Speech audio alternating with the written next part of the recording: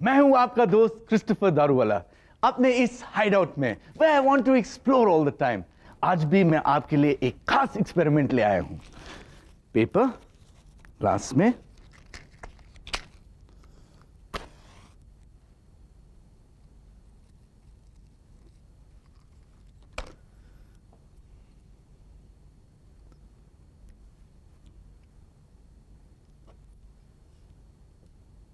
पर यह एक्सपेरिमेंट अपने पेरेंट्स के प्रेजेंस में ही कीजिए। मैजिक, ये जादू नहीं, ये साइंस है। अरे लाइट तो चली गई है। ओह, लाइट तो आ गई। ये लाइट हमारे लिए कितनी इंपॉर्टेंट है। पर ये लाइट हमारे बल्ब में कहां से आती है? ओह, शहर से। और हमारे शहर में कहां से आती है? दूसरे शहर से। और दूसरे शहर में कहां से आती है? तीसरे शहर से। पर आखिर ये लाइट्स कहां से शुरू होती है? मैं तो कंफ्यूज होते जा रहा हूं। ऐसा कैसे होता है? वो कौन सा शहर है जिसकी वजह से ऐसा ही होता है? शहर? ये तुम क्या कह रही हो भाई? ऐसा ही होता है तो हर जगह होता है। आफ्टर ऑल साइंस हर जगह है। बाप रे बाप, स्पीच बंद करो और सोचो कि वो कौन सा शहर है किसकी वजह से ऐसा ही होता है। दीपिका, शायद तुम्हारे सवाल का जवाब मुंबई है। हम मुंबई में शूटिंग करते हैं। ये काम तो हम हर कहीं कर सकते हैं। दिल्ली में भी कर सकते हैं, बैंगलोर में भी कर सकते हैं, लखनऊ में भी कर सकते हैं, कहीं भी कर सकते हैं। बस हाँ, वो शहर होना चाहिए। दीपिका, तुम क्या कह रही हो? मुझे कुछ समझ में नहीं आ रहा। शहर मतलब सिटी। वो कौन सी सिटी है जिसके बिना हम आप मिल नहीं सकते? अब मैं समझ गया तुम किस शहर की बात कर रही हो। इलेक्ट्रिसिटी। वही तो एक सिटी है जिसके बगैर हम और आप नहीं मिल सकते।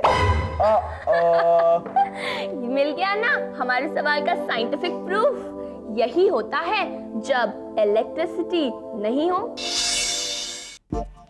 इलेक्ट्रिसिटी या विद्युत ऊर्जा मशीनें चलाती है, बल्ब जलाती है, चीजों को गर्म और ठंडा भी करती है। हम ये कह सकते हैं कि इलेक्ट्रिसिटी ही वो एनर्जी है जो हमारी पूरी दुनिया को चलाती है। तभी तो बिजली चली जाए तो काम करना ही मुश्किल हो जाता है। इलेक्ट्रिसिटी की सबसे बड़ी खूबी शायद ये है कि वो ऊर्जा के दूसरे रूपों में आसानी से बदली जा सकती है। फिर वो प्रकाश हो, ऊष्मा या गर्मी हो, या हो ध्वनि ऊर्जा, दरवाजे की घंटी हो या हो कंप्यूटर और ट्रेन, इलेक्ट्रिसिटी ही सबको चलाती है। कितना आसान हो गया है ना? स्विच ऑन करो और काम हो गया। लेकिन एक समय ऐसा भी था जब इलेक्ट्रिसिटी ना ही डिस्कवर हुई थी और ना ही इन्वेंट। फिर किसी ने दिमाग लगाया होगा और इलेक्ट्रिसिटी इन्वेंट हो गई। कब और कैसे? इलेक्ट्रिसिटी की खोज से बहुत से नाम और किस्से जुड़े हैं, लेकिन सबसे मजेदार कहानी जुड़ी है अमेरिकन साइंटिस्ट बेंजामिन फ्रैंकलिन से। आसमान में बिजली कड़क रही थी, तूफान जोरों पर था। ऐसे में फ्रैंकलिन ने एक रेशमी पतंग पर एक लोहे की चाबी लगाकर उसे हाथ में पकड़ा। उनके हाथ में एक और लोहे का टुकड़ा भी था। फिर पतंग को आसमान में ऊंचा उड़ाया। जब बिजली कड़की तो इलेक्ट्रिकल करंट चाबी से होता हुआ उनके हाथ तक पहुंचा। बेंजामिन फ्रैंकलिन को झटका लगा, लेकिन उन्होंने साबित कर दिया कि आसमान में चमकती बिजली भी इलेक्ट्रिसिटी ही थी। ये एक बड़ी खोज थी, लेकिन फ्रैंकलिन की जान भी जा सकती थी। डिस्कवरीज और इन्वेंशंस की कहानियां बड़ी मजेदार हैं। तो जानते हैं इलेक्ट्रिसिटी के बारे में कुछ और। चलते हैं सीधा K2 के पास। Hello K2, balloon rocket. Let me guess, आप बल के एक्शन रिएक्शन फोर्स पर काम कर रही हैं, राइट? अरे वाह, तुम लोग तो बड़े साइंस एक्सपर्ट हो गए हो। लगता नहीं है ज्यादा दिन के लिए तुम लोगों को मेरी जरूरत पड़ेगी। For once K2, you're wrong। आपके बिना भला साइंस में क्या मजा? हमें तो आपके साथ साइंस खेलने में बड़ा मजा आता है। और हमेशा की ही तरह हम ले आए हैं एक और सवाल। पूछो। सवाल ये है, जब इलेक्ट्रिसिटी नहीं होती हम कितना लॉस्ट फील करते हैं। ऐसा लगता है मानो सारा काम थम गया हो। पर K2, एक समय तो ऐसा था जब इलेक्ट्रिसिटी थी ही नहीं, तब क्या? लगता है आज का सवाल जुड़ा है इलेक्ट्रिसिटी मतलब बिजली से। शिवम, तुमने अपने बाल नहीं बनाया? बनाए तो हैं केटू। वैसे इसके बाल तो ऐसे ही हैं, प्लीज यू नो। फिक्र मत करो, मैं हूं ना, अभी ठीक कर देती हूँ। Wow K two, new hair style. Hair stylist K two. यहाँ गलत हो गई। केटू नहीं, स्टैटिक इलेक्ट्रिसिटी, मतलब स्थिर विद्युत। कभी बाल खड़े कर देती है तो कभी हल्का सा झटका मार देती है। स्टैटिक इलेक्ट्रिसिटी या स्थिर विद्युत एक ऐसा इलेक्ट्रिकल चार्ज है जो एक ही जगह रहता है। हमारी टोली तैयार है स्थिर विद्युत से खेलने के लिए। हम जानते हैं कि कुछ चीजों के आपस में रगड़ने से मतलब घर्षण से स्टैटिक इलेक्ट्रिसिटी बनती है। अब तक तो चार्ज बन चुका होगा। स्टैटिक इलेक्ट्रिसिटी का चार्ज साबित भी हो गया। स्टैटिक इलेक्ट्रिसिटी ही तो थर्मोकॉल की इन हल्की बीड्स को आकर्षित कर रही है। एक साइंटिफिक फैक्ट, अगर हवा में नमी होती है, ह्यूमिडिटी, तो स्थिर विद्युत कम बनती है। जितनी ड्राई एयर उतनी अधिक स्टैटिक इलेक्ट्रिसिटी। स्टैटिक इलेक्ट्रिसिटी का ये चार्ज तब बनता है जब रगड़ने या टकराने से एक चीज के इलेक्ट्रॉन्स दूसरी चीज में चले जाते हैं। केटू, हमने स्कूल में इलेक्ट्रिसिटी की थ्योरी पढ़ी, उसे याद भी कर लिया, उस पर एक टेस्ट भी लिख लिया, फिर भी कुछ समझ में नहीं आया। केटू, मेरी भी समझ में नहीं आया कि कैसे एक बॉडी के इलेक्ट्रॉन्स दूसरी बॉडी में जाते हैं। इलेक्ट्रॉन्स तो सब एटॉमिक पार्टिकल्स हैं, फिर एक बॉडी से दूसरी बॉडी में बहुत गड़बड़ है। ये तो गड़बड़ है, और गड़बड़ और साइंस का कोई नाता नहीं। और मिस्टर, साइंस को कभी रटने की जरूरत नहीं पड़नी चाहिए। कुछ इंटरेस्टिंग करते हैं। दीपिका, वो बॉक्स वहां से ले आओ।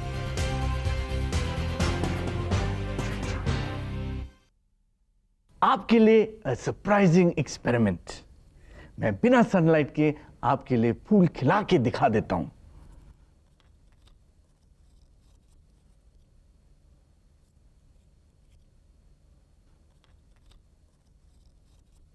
है ना इंटरेस्टिंग?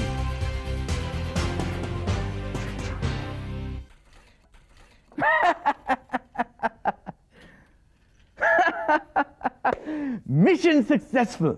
मैंने एक ऐसा इंस्ट्रूमेंट बनाया है जिससे जो भी मेरे हाइडआउट में आएगा मुझे पता लग जाएगा। है ना इंटरेस्टिंग मॉडल? बड़ी सी बड़ी और छोटी सी छोटी चीज बनाने से पहले उसका मॉडल बनाना बहुत ही जरूरी है। केटू, शिवम और दीपिका भी शायद कोई मॉडल समझने की कोशिश कर रहे हैं।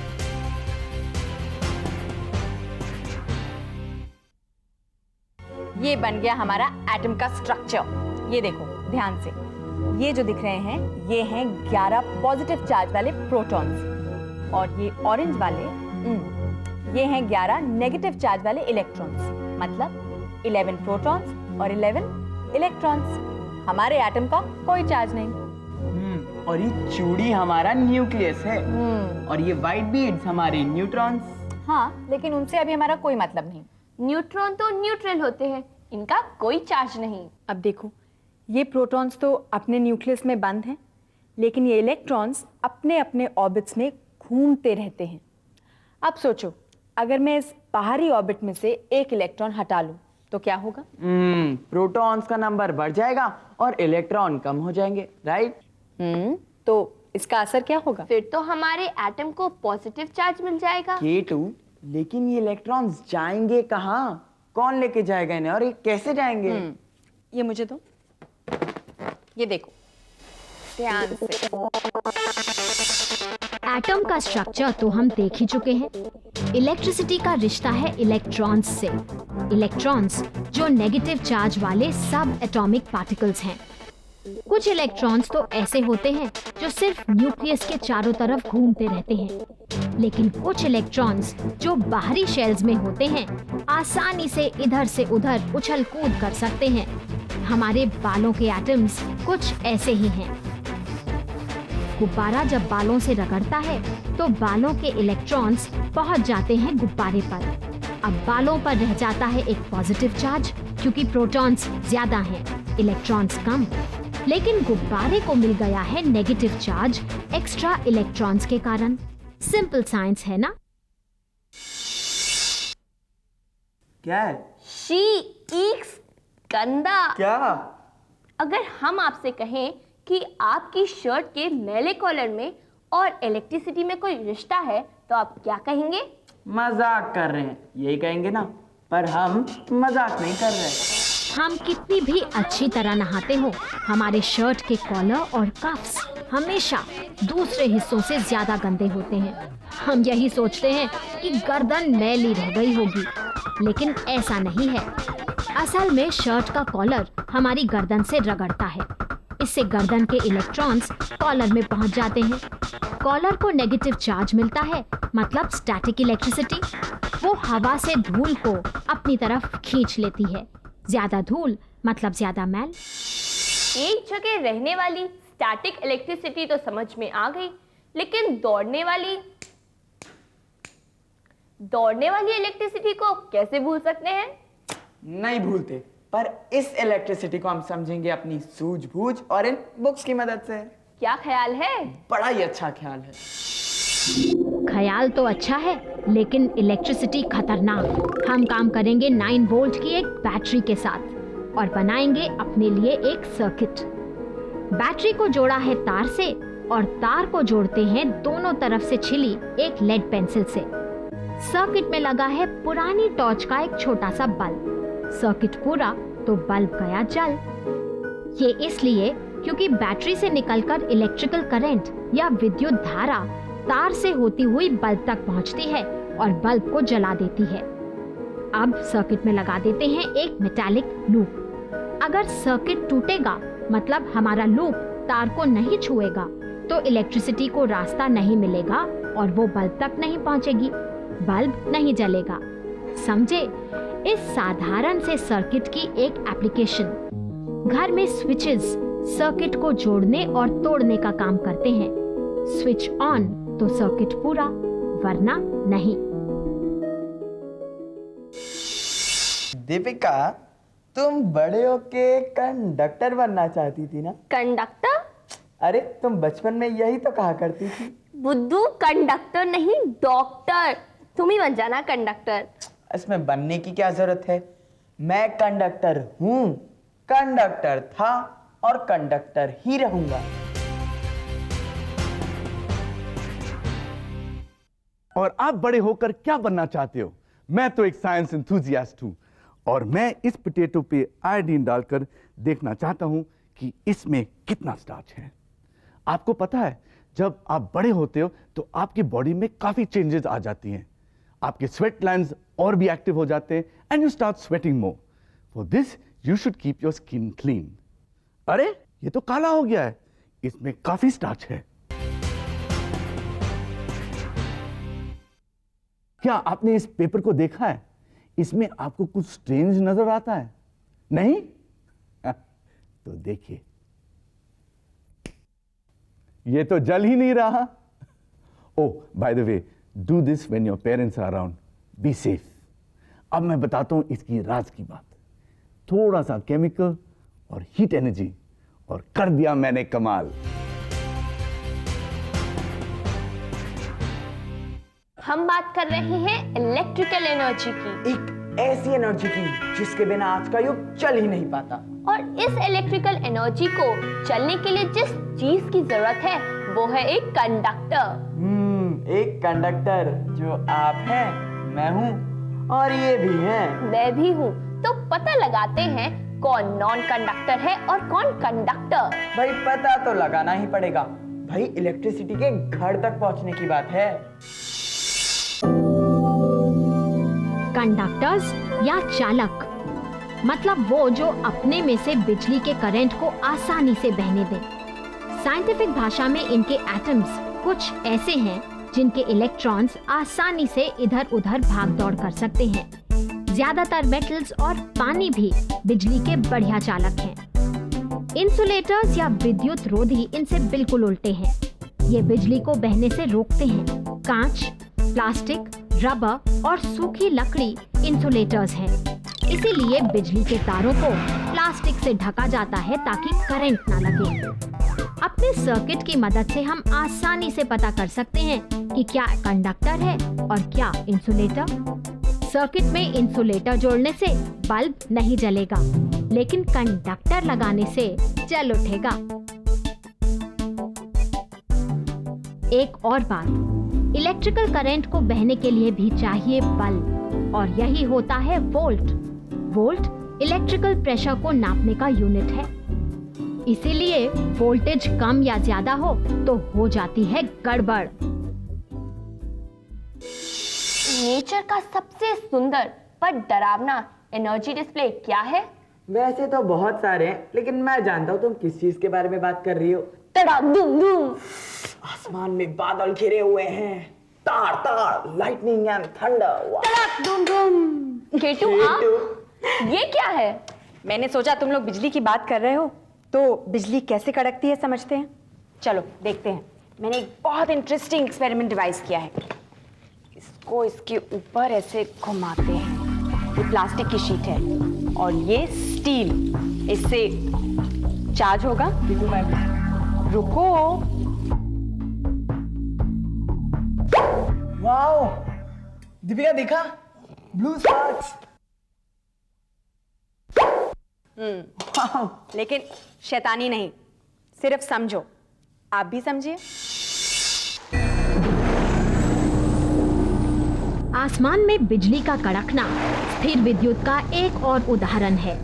होता यूं है, बड़े बड़े काले बादलों के अंदर पानी की बूंदें और बर्फ के कण आपस में रगड़ते हैं, टकराते हैं, उनके इलेक्ट्रॉन्स ट्रांसफर होते हैं और स्टैटिक इलेक्ट्रिसिटी बनती है। अब पॉजिटिव चार्ज बादल के ऊपरी तरफ और नेगेटिव चार्ज नीचे की तरफ जमा हो जाते हैं। इधर पेड़ों के ऊपर भी पॉजिटिव चार्ज होता है। पॉजिटिव और नेगेटिव का अंतर जब बहुत बढ़ जाता है तो बिजली कौंधती है और इलेक्ट्रिसिटी डिस्चार्ज होती है।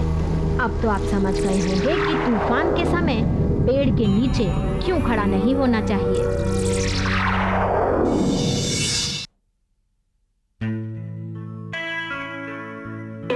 एक बार फिर कड़की बिजली। इस एक्सपेरिमेंट को करने के बाद हम ये कभी नहीं भूल सकते कि बिजली कैसे कड़कती है।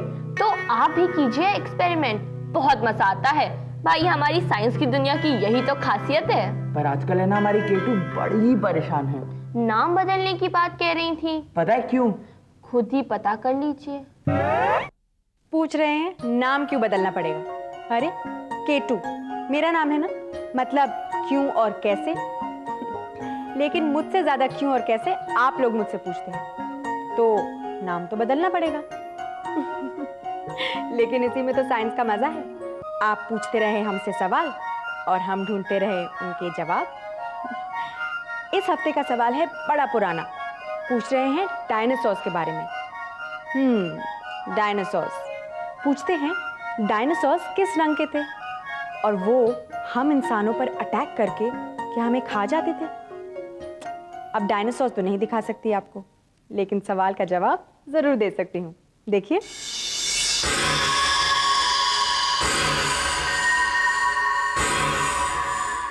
डायनासोर्स हमारी पृथ्वी पर रहने वाले अब तक के सबसे विशाल प्राणी। ये किस रंग के थे ये कहना तो बड़ा मुश्किल है, क्योंकि डायनासोर्स के बारे में हमें जो कुछ भी पता है वो पता है फॉसिल्स या जीवाश्मों से, और जीवाश्म किसी चीज का रंग नहीं बता सकते। अब रही बात कि क्या डायनासोर्स आदमी पर अटैक करते थे और खा जाते थे, तो जवाब है नहीं, ये इम्पॉसिबल है, क्योंकि जब तक हम इंसान इवॉल्व होकर इस पृथ्वी पर आए तब तक डायनासोर्स एक्सटिंक्ट हो चुके थे, खत्म। डायनासोर्स हम सब के लिए बड़े ही फैसिनेटिंग हैं। वो पृथ्वी पर 1,500 लाख साल पहले रहा करते थे। फिर वो एक्सटिंक्ट हो गए, खत्म। पर जहाँ तक हमें पता है उनका ब्रेन बहुत छोटा था। वो कहते हैं ना, अक्ल बड़ी है भैंस, मैं तो कहूंगा हमारी अक्ल डायनासोर से भी बड़ी है।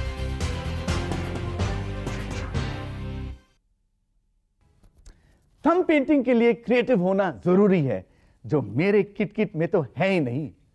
मुझे अभी पता लगा है कि फ्रॉगी एक ऐसा वर्टेब्रेट है जिसका ब्रेन दूसरे वर्टेब्रेट से छोटा होता है, तभी तो ये किट कुछ बोल नहीं पाता।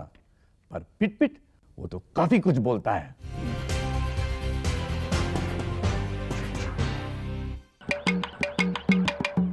बाप रे बबलू, ये मेहनत करे पेट और मजे करे बेल। हाँ, इस जंगल में कई बेलें वृक्षों पर चढ़ झूल रही है। कुदरत का यही है खेल, इस पेड़ पे चढ़कर बेल किरणों से करे मन मेल। जीवन है इसको सुहाए, अनुकूलन ये कहलाए। मतलब कि अपने आप को किसी भी युक्ति से जीवित रखना अनुकूलन यानी कि एडेप्टेशन है। हाँ, बिल्कुल ठीक। एक अनुकूलन तो प्रकार्यात्मक अर्थात फंक्शनल अनुकूलन कहते हैं, और दूसरा? इसे प्रजनात्मक या रिप्रोडक्टिव अनुकूलन कहते हैं। याद रहा पिंकी? एक तो फंक्शनल और दूसरा रिप्रोडक्टिव। इस वर्षावन में बहुत से पेड़ पौधे कम प्रकाश में भी फोटोसिंथेसिस यानी प्रकाश संश्लेषण करके जीवित रह लेते हैं, और कुछ पेड़ों से लिपट कर ऊपर तक पहुंचकर यह क्रिया करते हैं। ये आधार अनुकूलन भी है। कैक्टस और पाम वृक्ष भी ऐसा ही अनुकूलन अपनाते हैं, है ना? हाँ, अपने तनों में या पत्तों में, जड़ों में इतना पानी संग्रह कर लेते हैं कि लंबे समय तक रेगिस्तानों में पानी ना मिले तब भी जीवित रहते हैं। पीट खेतों में जो फसलें उगती है ये तो एक ही मौसम में नष्ट हो जाती है। ये अनुकूलन नहीं कर पाती है क्या? ये अनाज देने वाली वनस्पतियाँ इतने सारे बीज पैदा करती है कि दूसरी फसल में फिर उतना ही उगा लिया जाए। ये प्रजनात्मक यानी रिप्रोडक्टिव अनुकूलन है। अन्य पेड़ पौधे दीर्घजीवी प्रजनन क्रिया करते हैं और लंबे समय तक जीवित रहते हैं। यही वनस्पतियों का अनुकूलन है। हाँ, अनुकूलन से ही जीवन है।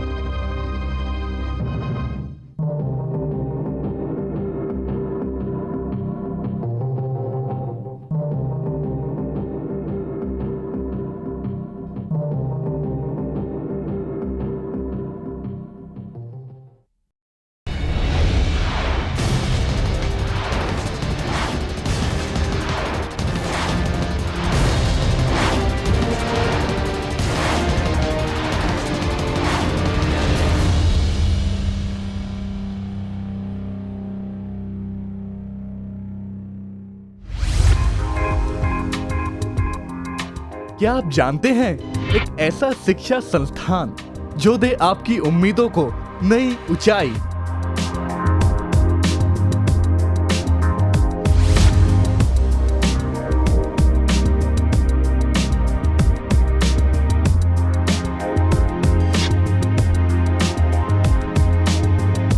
क्या आप जानते हैं, एक ऐसा शिक्षा संस्थान जो दे आपको घर बैठे जब चाहे तब एडमिशन की सुविधा।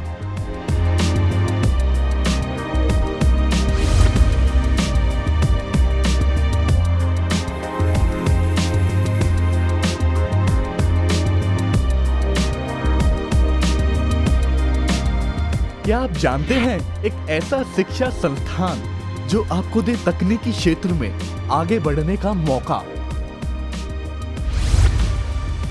अगर आप नहीं जानते तो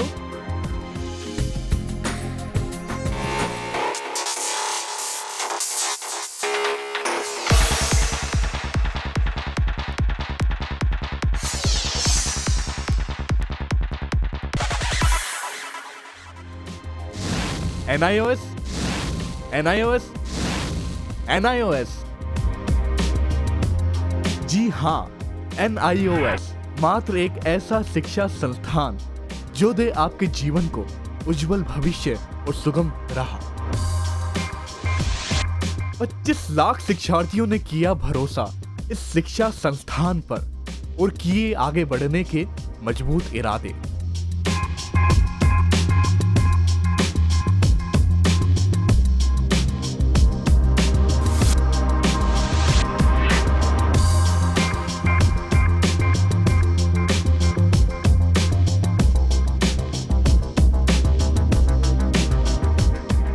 जो देगा आपको घर बैठे शिक्षण सामग्री के साथ रेडियो व टेलीविजन कार्यक्रमों का सहयोग।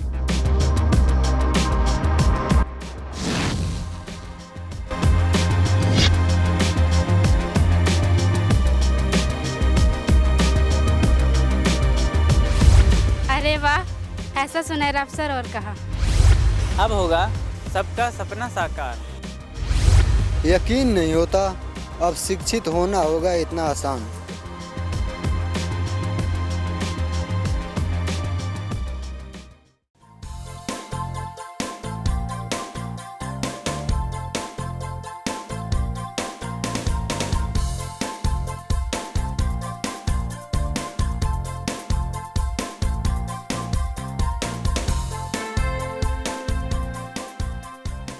घर बैठे पाएं राष्ट्रीय मुक्त विद्यालय शिक्षा संस्थान यानी NIOS में एडमिशन, वो भी एकदम आसान तरीके से, जिससे शिक्षार्थियों को होगी समय और धन दोनों की बचत।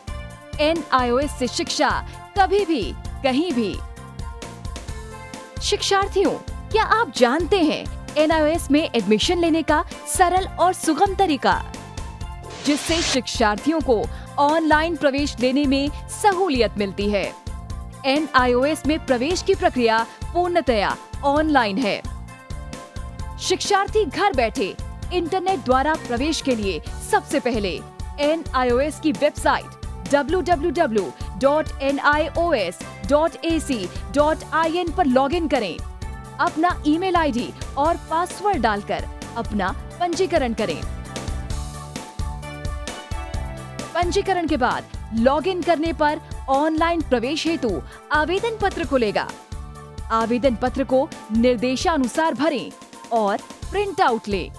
इस प्रिंट आउट पर अपनी फोटो संलग्न करें। ऑनलाइन प्रवेश के लिए शुल्क हेतु भुगतान के तरीके हैं: क्रेडिट कार्ड के द्वारा, डेबिट कार्ड के द्वारा, राष्ट्रीयकृत बैंक के ड्राफ्ट के माध्यम से, जो कि सचिव NIOS नई दिल्ली या नोएडा के पक्ष में देय हो।